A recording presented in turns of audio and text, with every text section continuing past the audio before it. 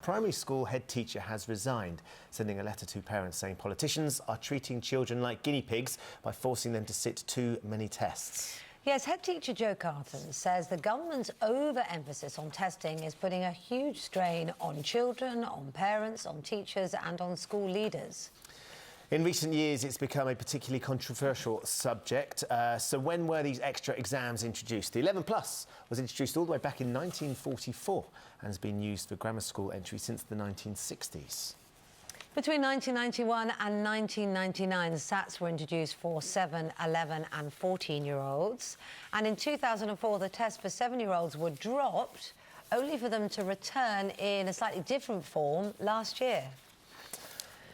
Well, the head teacher who wrote that letter, Garton, joins us now. Good morning to you, Jo. Good morning, Ben. Welcome to Bridlewood. It's an absolute pleasure to be there. I wish it was in different circumstances, though, Jo, because understandably, a lot of the parents and a lot of the students at your school will be very disappointed to hear that you've taken these dramatic steps of saying that you need to resign. Why exactly have you done that?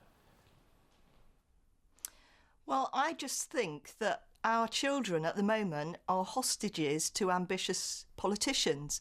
There is no evidence base at all for what the DfE are doing in schools. They keep introducing things, mucking it up and then taking it away. They're wasting money and putting the children through far too much misery.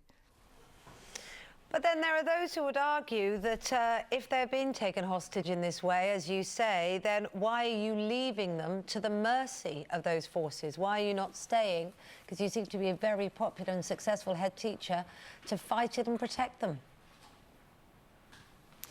If I hadn't have done what I did do and resign, you wouldn't have me on this programme. I wouldn't have been in the Daily Express, in the Sun, in the local paper, all over the place, gone viral on Facebook and Twitter, and I have caused a debate. And I'm very proud of that, because somebody should be saying, come on, what we need is evidence for what we're doing, not tests that have no evidence based at all. What we had last year was a shambles.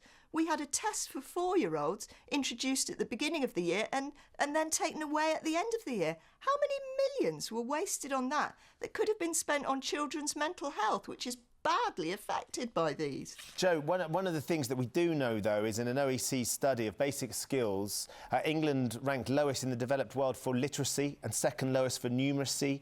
And that's the reality, isn't it? As we go through our school careers, our teenagers between the ages of 16 to 19 are the worst of the 23 developed nations in both those subjects, 22nd out of 23 in numeracy. So the government needs to do something at some point to try and improve that and make sure that our youngsters, as they get to that age, are actually in a better position.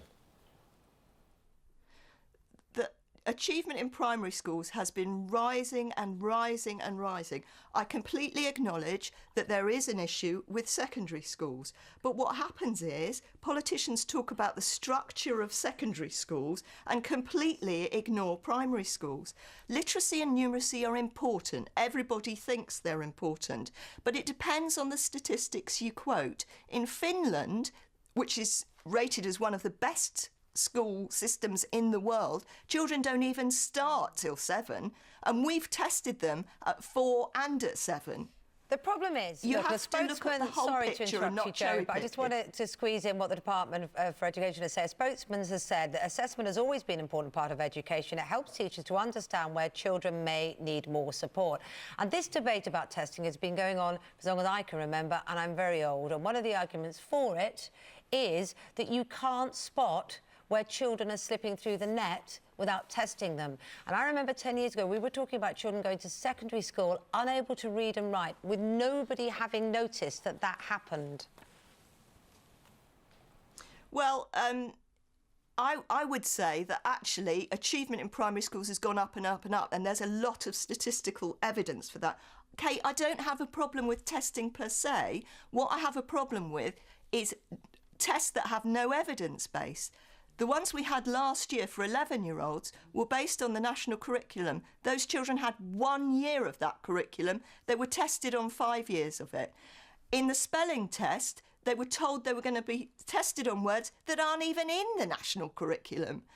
And children who are dyslexic cannot pass. Well, think about what people like Richard Branson, Steve Redgrave and Eddie Izzard have done for our country, and you'll see that actually dyslexic people can achieve a lot, and we're discriminating against them in schools, and that is unacceptable, isn't it, Kate? Well, Jo, you will have got everybody thinking, talking this morning. Thanks so much for speaking to us. OK, we're going to let them open those results now. So if you take them out for us nice and quickly.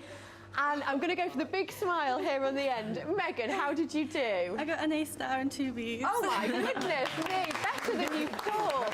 Really, really well done. What about yourself, Naomi? I got an A and 2 Vs. That's what I needed. What you needed.